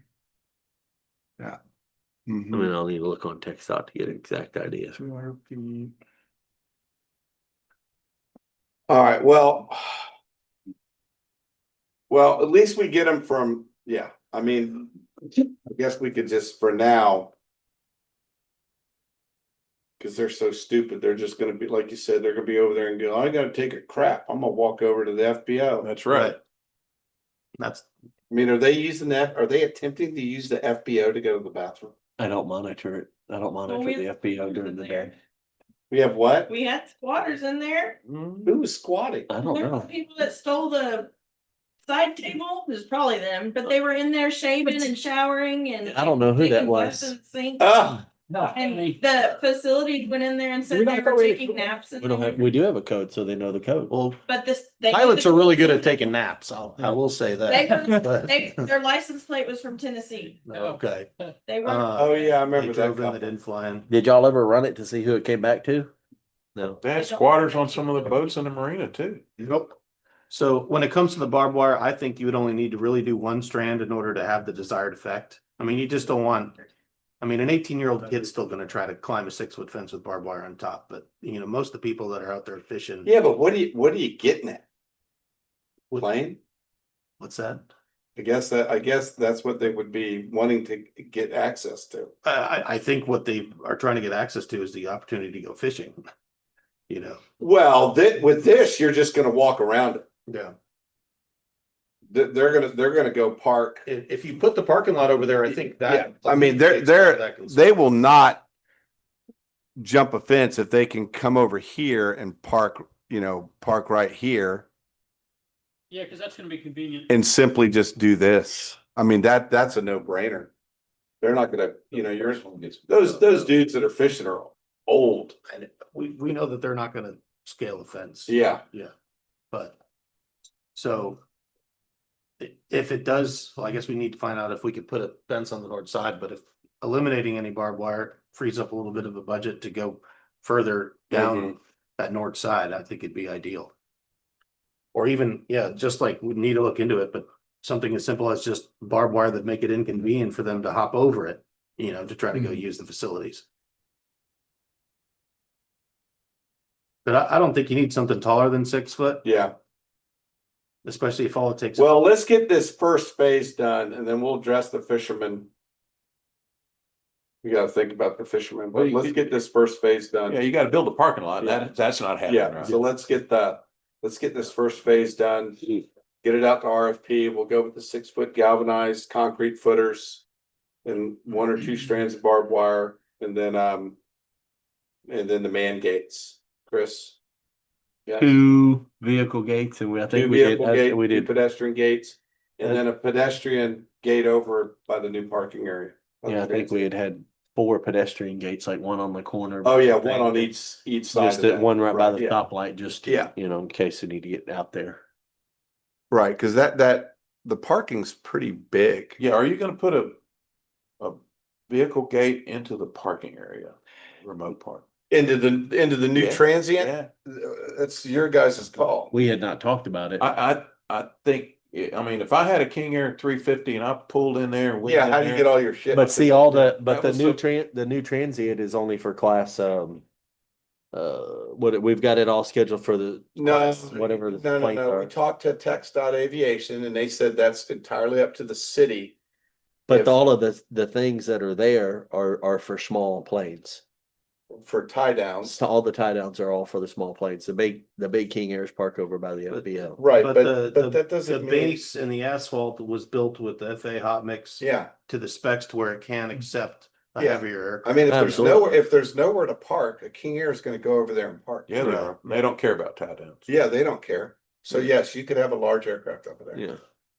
Full of luggage, and so the question is, back to your point. So that was the point, the do first you want time we vehicles talked about. driving that. out on it? It's, they're gonna have to either drive across from the FBO over there, cause they can get in there with their expedition. to Right, get so all do the you stuff. guys allow vehicles to go into the transient parking that's currently on the, on the Piper Absolutely. side? Oh, all day, Yeah. all day All the long. time. All day Well, long, then, so why wouldn't we I think- allow it on the other yeah, side? I you think want should, it there. in my opinion, Alright, so let's put a third vehicle gate, Chris. concur. You know, and you might even be able to retask your existing raising wand over there. I mean, it just provides no security. Yeah, right. So that's the whole point of getting the fence up is to Yeah. have security, especially over That there on the line. highway. Yeah, No, we'll do 3, so we'll add a third gate. Okay. So 3 vehicle gates, 3 pedestrian gates. You're not gonna have any money, Chris. You bid it, I didn't. I keep getting a lot of questions about that transient parking. Yeah, When is like, that gonna be yeah. accessible? Do we know? So, well, that's what the fence is for. The state says we have to put a fence up first. right? No, we don't, but the fear is of just opening that up. And it turning into the kids just. Going and driving down the runway. So we can't open that transient parking until we have a fence? I would say no. Okay. I mean, the liability's massive. Well, It's huge. it's not gonna be long to get a fence. out No, there. no, So- I think I mean, the parking we can do with I got enough caliche right now to do that. I mean, we can we'll eventually pave it, but. If we can get the fence up, we can get caliche in there and get that thing opened quick. Sounds good. Alright, so we're gonna move forward with, get the RFP in the paper by Monday, Chris, at noon. Okay. Okay, It's Tuesday now, just FYI. oh, it is Tuesday? It's Tuesday now. They can do it that quick, huh? Yeah, cause they're starting to get, I think they're changing the paper to Friday now, aren't they? They've already done all that. Oh, Yeah, Okay, so now the deadline's Tuesday for ads. Okay, good, that helps. Okay, more on the fence. no, Do we want to address any potential architectural standards or development standards, or do we want to schedule that for next meeting? Next one. I'd go next meeting on that one. Okay. Outside of that, I guess I just wanted to bring up another opportunity that I've been doing some homework on. I've spoke with some of my contacts at the state and at other airports about and this kind of really dovetails into the Jet A tank, where if we're going to be bringing in and opening our doors to first responders, which I feel comes at an extreme benefit to our local community. Yeah. I was researching ways for us to generate more income for the airport, having missed the T hangar opportunity with the 9010. We found that there are actual opportunities to bring in first responders and build facilities for them and get matching funds for that. And it would be so the city would essentially act as a landlord. It'd be municipally owned. We'd have to come up with 10% of the funds. You have to apply for a legislative rider. Talk to your local state rep, and it has to go through sessions, so it's at least 2 years before. yeah, it'd be, yeah, Before it would get approved. Great examples of this have recently been in Edinburgh. There's a ribbon cutting there next Yeah. month. Also in McKinney, Texas. But what I have seen just in my traveling and flying for the state at times is that as they bring in a first responder facility, it ends up essentially being like in a commercial development, it ends up being like the anchor tenant. It's like if you put a Walmart or an HEB, all the rest of the people will come. And in aviation, these airports have, in my opinion, wisely brought in the first responders. I have talked to the director of TxDOT Aviation. He has guided me on the grant process for applying for this. He's even sent me some examples of grants that have been used down in Edinburgh. And while we have always been looking at the T hangars as our way to start generating enough funds for the city to where this airport can start operating on its own, a first responder facility at first glance, without finalizing any numbers and early in the due diligence here, seems to be an equivalent opportunity, if not an even greater opportunity.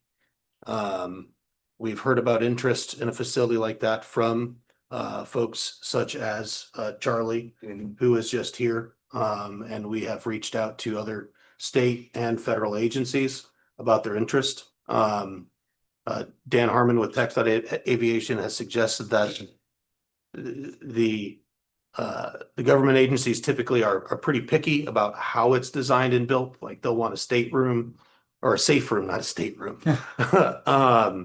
But that all being said, it will drive the cost of the hangar higher than typically you would have if you just built a box that you can put planes in.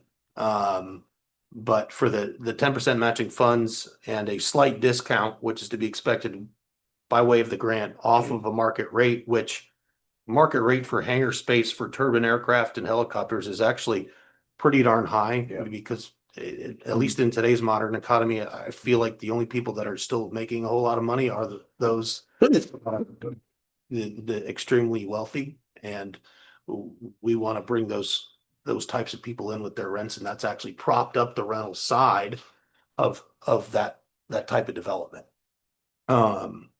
So I just wanted to put that out there to see if any other folks are interested in, you know, allowing me to continue to pursue just the grassroots research and to put together the numbers to see if it can make sense. To where we could essentially pull something like this off. I think it would be super beneficial in us inexpensively paying for a lot of the infrastructure that we need to put in place at the airport Exactly. to allow for future development of the private side, which we obviously have a tremendous amount of demand on the private side. And rather than get into a negotiation state with every potential private hangar owner or developer over who's paying for what utilities, if this would provide yet another inexpensive, granted it's still expensive, but it's a, you know, 10% cost of a half, you know, or $5 million hangar, is a lot better than actually having to come out of pocket to the infrastructure to be in full. So it's something that I've been pursuing, and it seems that from an offering from a city standpoint, we identified interest from the Coast Guard. I think it's more than a field of dreams situation. I think there's a lot of people that are actually even exploring coming to the area. We've heard that Ingleside themselves is looking at doing a facility like this. And I feel like from a search and rescue standpoint that Port Aransas would be a far better location for something like this than putting it out in Ingleside. Granted, they have longer runways over there. If you're taking the C-130 in and out, obviously Port Aransas isn't going to be the right stop. But for the turbine helicopters, it seems to check a lot of the boxes. I would think DPS would be very interested. I mean, they bring their helicopter in for, you know, spring Spring break, break and during the summer, and they have to go, you know, to Rockport or Corpus or Campbell to get Jet A and then come back, and having a place here where they can, you know, fill up, bunk down. Right. That'd be huge for. I think if there's already a push and there's been some people from, you know, Parks and Wildlife, DPS that have been okay with doing this in Ingleside, I think doing this in Port Aransas would be a far wiser play on our part, and it would yet again support the fuel sales associated with, you know, recovering our costs on putting up the money for a fuel tank.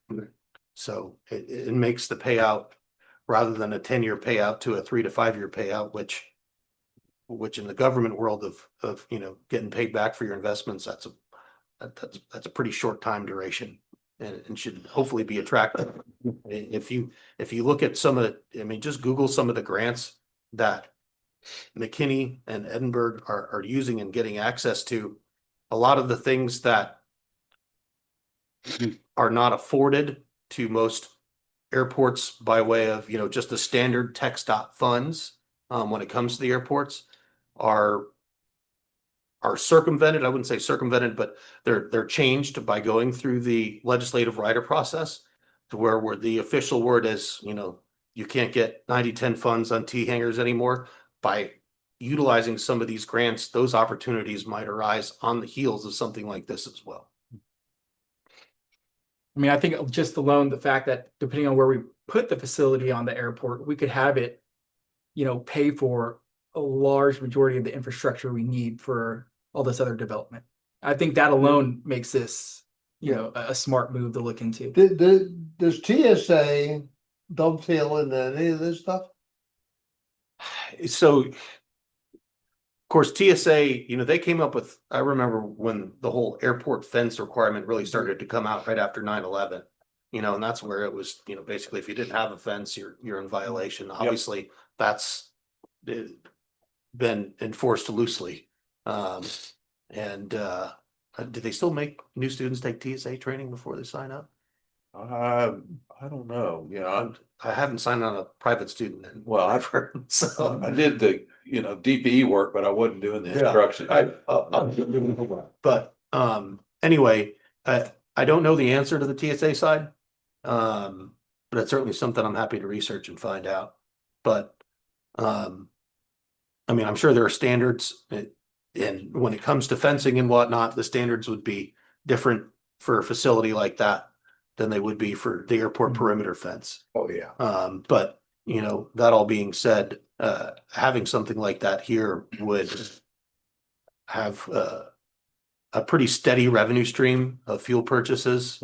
And in most cases, we know, I mean, the state and the federal government are gonna pay. They might not pay right away. But You don't necessarily even have to build them a big hangar. right, You build them up what I would call like a day room, where when I was doing alerts and stuff all over Yeah. with customs, it's just a place to go out and remote and get out of the airplane, fuel up, you're ready to roll, and you're sitting alert remote. Right. And they would, I guarantee you, they would come over here and sit alert remote. Right, that's what I'm thinking. I mean, we already have 100%, a customs facility here. I would bet they would probably actually look at maybe moving some of the stuff they have at that facility out to, this if we the, build the Coast Guard, they say, all right, you've got the helicopter for 6 hours, 4 hours, whatever he said. I think it was 4 hours. They come over here and include your car and a day room to sit at. They'd eat that up like crazy. It'd be a great place.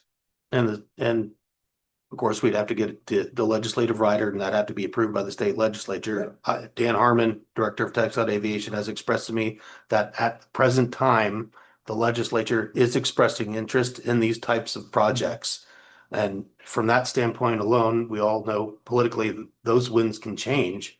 And Yeah, but you I- get a proposal that's written Yeah. by somebody that writes better than myself, but that, you're enhancing the safety of the surrounding community. everything is safety. And the mariners and. I mean, we could get Todd Hunter on board easily, and Yeah. that's not I a don't problem think it's at an all. issue. Yeah, it's just So the process is, so you guys know the city, so what you would do, Mhm. in case I retire shortly.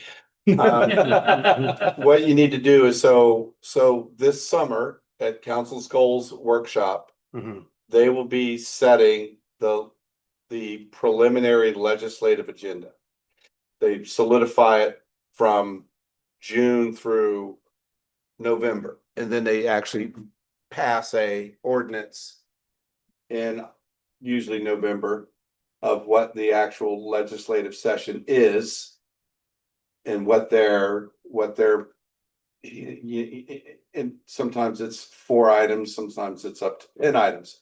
But they codify those items so that when city council members are walking the halls in Austin and putting something on a desk, it says, the city supports these 8 things, and it's by resolution, so that they know that it's not just rogue people walking around spewing ideas that have not gone through the city Sure. and been approved by city council. So they'll start that process in June at the workshops. What is our upcoming, not only are they working on the upcoming budget, so anything that's a dollar amount needs to be in that budget.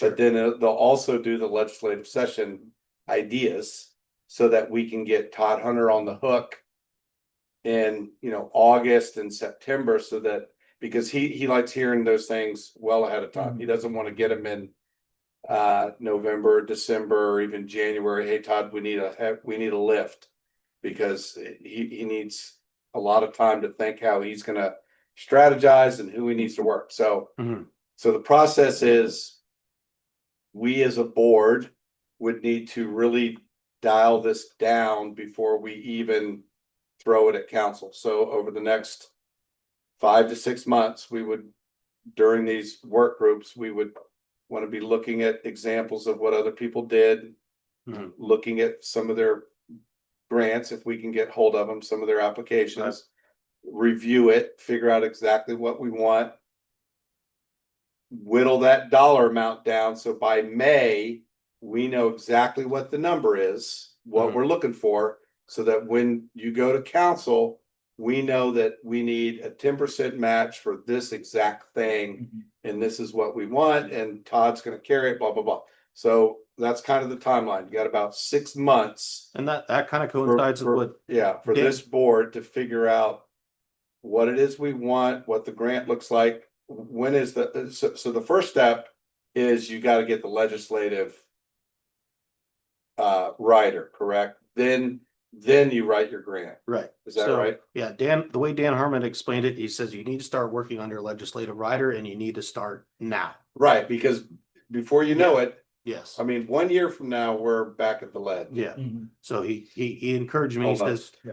so Dan Harmon's recommendation was, I realize that you're just an airport board member and he appreciated me reaching out to him about this. He's been extremely helpful and is actually instructing the Edinburgh Airport to work with me on, identifying what grants they have or put together and have not. And help us through part of that process.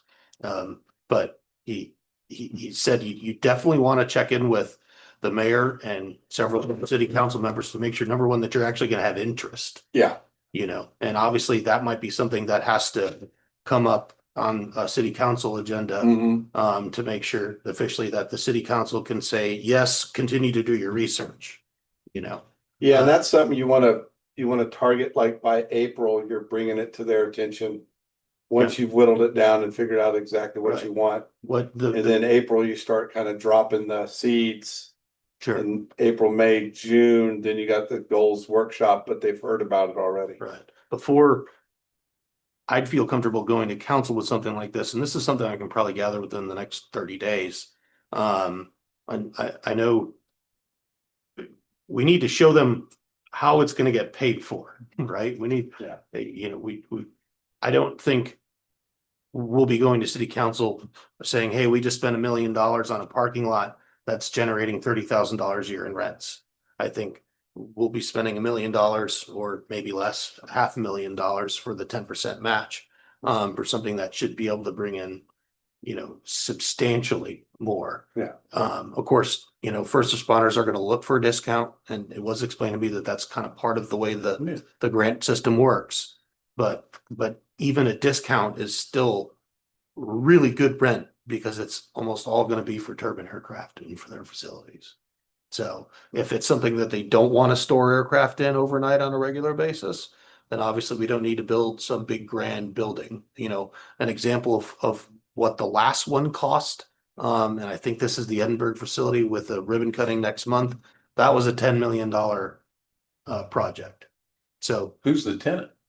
DPS, I think largely is the driver of things down in Edinburgh. Well, that makes sense. No, and that's mostly centered along the lines of border security. I mean, which is where my former company got most of our work from, was DPS, because they get backed so much by the federal grants. Right. To go enhance the border security, so long as that's, a political interest at the time. And where we are in our current political environment, I feel like there's probably a lot of interest, not only in border security, but in, in search and rescue security. Dan Harmon mentioned that we should definitely emphasize the fact that, we're essentially halfway between, the edges of Texas and or geographically located in a perfect spot for hurricane response. We're a maritime border. I mean, right. we are on the maritime border, so it's. So Yeah. I mean, it really checked a lot of the boxes of what, not only the state legislature likes to see. But I just need to be able to present it to council with numbers that will actually work. And so I've been working on getting that. I don't know how that works, Dave. Am I allowed to come up No, with? you really need to be, instead of like a one-man show. You gotta be running everything through these guys here, through agenda items. Sure. So these guys all need to be. You can have an agenda item on this, for the next 4 or 5 months, but everything really needs to be generated out of the board. So I guess in So order. really, so technically your first step would be at the next meeting, have a agenda item specifically for this grant. Mhm. and produce enough information so that these guys all get educated on it during that agenda item. And they can vote as a board on whether they want to move forward or not. Then So I think you and I are saying the same exact thing. For me to be able to meaningfully present an opportunity to the board and in conjunction and help with some of the board members, I need to be able to do some homework and reach out to people. I mean, unless, but does that mean I'm, yeah, but you really shouldn't be working council at this point. okay. Because you're not, if you're working council and the mayor at this point, you're kind of rogue and you're on your own, which you shouldn't be doing. No one should be doing on their own. Okay, I was Yeah. encouraged to do that. Should I make a motion that, Well, We not can now really because research it's it. really, let's start with an agenda item at the okay, next meeting. That's the first step. okay, You guys all need to get educated on this. And you really need to. Here's typically how big.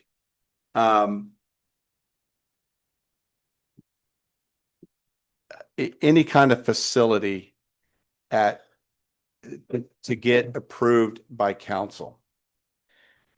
It is not a fast process. You know, you look at, I'm not trying to think of the buildings that were FEMA projects, but like, for example, the rec center. Right. The rec center is about 10 years in the making. Mhm.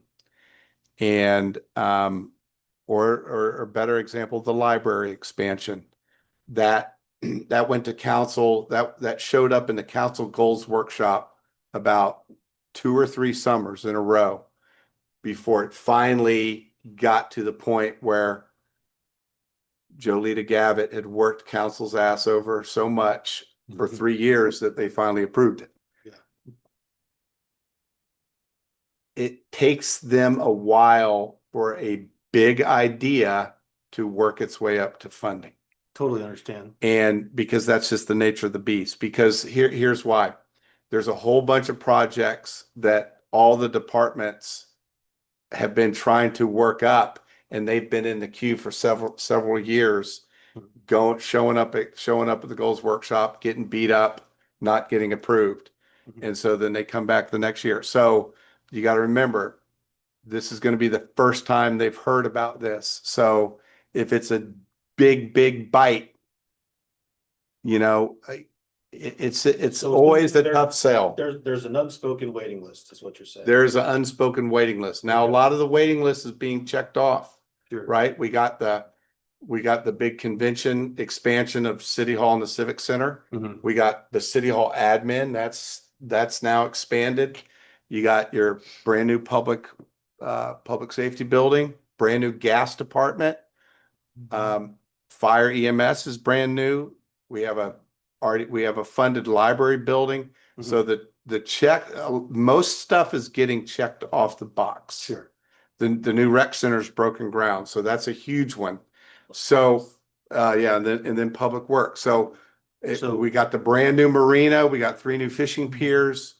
We passed the 2% hot tax for the streetscape project. So we are getting a lot of stuff built. So maybe the timing is good, Sure. but everything needs to come from the board, I'm right? aware. So it really needs to get into these guys' hands, Mhm. and you guys need to really understand it better than anyone.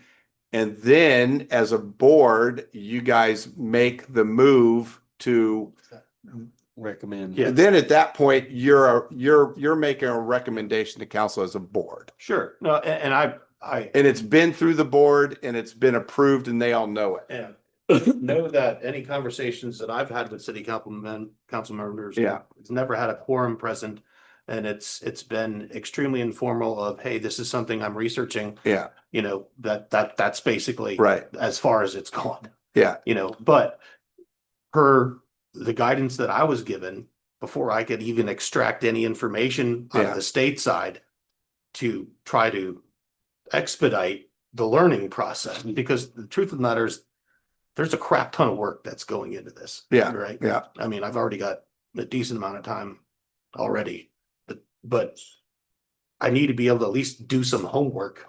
No, to no, figure out that, if no, it's feasible. and that's fine. And It just- so that's not, you- doing homework isn't going rogue. No, you just Okay. you just need to realize that you got 4 members. And I can't read Mark's mind. I don't know if Mark's sitting there saying, oh, well, I don't want to, this is kind of throwing us off center, man. I'm going to keep focused on our development. That you got to get these guys to sign off on that first. Cool. I Then, think we're beyond our agenda. well, I know we're talking the airport improvement, so we're still good. But that's your first step, is have a legitimate agenda item and get buy-in from your fellow But going out members. to do homework to Yeah, get all that is. Giving you Uh, permission to, yes, you can be our liaison to start digging on the I- information and. I'm not saying I have to be the liaison. I mean, I'm happy to do it. But you know the most, so maybe you are. Yeah. And Let- if let's it have takes the- weight off of Yeah, your so shoulders. let's have you an know, let- agenda item at the next thing and try to get as much information on that as we can. And then the board can vote to pass a resolution and give people directive to go do whatever. Okay. And If that's you the wanna- start. If you wanna type something up on what you find, Yeah, yeah, get it to Nikki and then Type we'll, it up, get it to we'll Nikki, present it in a I'm- packet and Okay. then you guys can make the move from And there. so I guess, can I ask, at first glance from what I've mentioned, do any of the board members oppose me doing homework to look into the feasibility of this project? No. Okay. Just for clarification, it doesn't seem hard at all to sell the concept to anybody on city council. But what's hard is to get them to prioritize in their minds where the 10% is gonna come from. Right. And when you start talking about a $10 million project, you're talking about $1 million. So that's all we're talking Of about. general Where the fund. money's gonna You're come down from. to the, So to it, that's, I mean, it isn't gonna hurt, be thinking about where that money gets. Yeah, I mean, that's the problem. That We- isn't gonna jeopardize all the other things that they have in mind. Yeah. We have what's called magic money, and that's our hot tax, and that's all the stuff that comes from the beach. Yeah. Permit stickers, and it qualifies for the nature reserve Well, and the Dave, I parks, mean, and that stuff's easy to fund. It was easy to fund this half of this construction project, not so easy to fund the admin side, Dave would. because it's general fund. It's it's just, dip in the military, Yeah. it's called colors of money, So- different color of money. When it comes to hot tax, and I know that, I mean, some of that's open to interpretation. I know that the primary goal is heads in beds. By bringing in aircraft, is that considered putting heads in beds to where we? I think I've looked this up before, and I'm pretty sure the answer is no. What if? Damn, it sounded What if? good, though. It does. What if we put a short-term rental off the back of the facility? Cause you gotta, here's what you gotta remember. One head in bed in Port Aransas nets us $3 of hot tax money. So if you have $1 million match, how many heads is that flying into the airport? Well, if it comes, 330,000. you know, but if it. How long does comes that with- take? But with it, if it comes with the ability to 480 years. successfully save our local citizens from drowning after a hurricane, it was probably a worthwhile exercise. I gotta get to. You know, it's all about safety, Dan. I gotta get to the homecoming parade. Okay, oh, that's right, we got, Set all a right. meeting date for the next Let's meeting. just- Yeah, Let's let's have Nikki poll. I'm supposed to be doing. Do you guys want to try to pull it off before Christmas, or is Yeah. it way too close? We need we don't want to stagnate and have one meeting a year. So No. We want No, we've been doing good. this year, you're supposed to have at least four a year. to, okay, So I figure if you do February, or January, whatever, April. I would say January at the August and latest. December, you've got your four. The question is that I know we got, we got a lot of. stuff right, we got to do. Thanksgiving coming up so the next week is a bust. So maybe, can we make So- it so- December? So could we pull it off? 1, 2, I got city council the 18th. You maybe could do one the 17th of December. That gives us 4 weeks. It's 4 weeks from today. Okay. I can have more research done by then. All right, I mean, and we'll just have a short agenda. That'll really. I mean, it'll really be the only All agenda. right, so let's shoot for the 17th. Okay. Okay. Perfect. Hey Siri, set alarm for December 17th. One hour in advance. All right, we adjourned. We're adjourned. And set a loud alarm. Thanks, gents. 1 hour in advance. And 44 minutes. Oh, my God, good. Might be a record. That's good. Well, that means we got good things to talk Nobody's about. yelling and I throwing. try stuff for. Oh, good. We sign this. Thanks for getting. Yeah, Operating. Excited about it. I like what Yeah, you're doing. I broke the idea. I was like, Operating- Well, dude. still need Gen A. That's what we're trying to get. Yeah. It's like, we buy a lot of it. Are you, I'm going to the homecoming parade too. I gotta go drive one. No, I gotta drive one. I'm driving one of the fire trucks. You gotta get over there. I'm trying. It starts at 5. There was just a golf cart race.